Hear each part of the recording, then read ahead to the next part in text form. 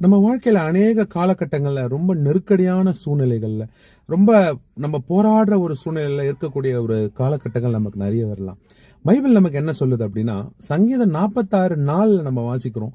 நீங்கள் அமர்ந்திருந்து நானே தேவன் என்று அறிந்து கொள்ளுங்கள் அப்படின்னு அந்த வசனம் சொல்லுது. Be still and know I am God அப்படின்னு வருது.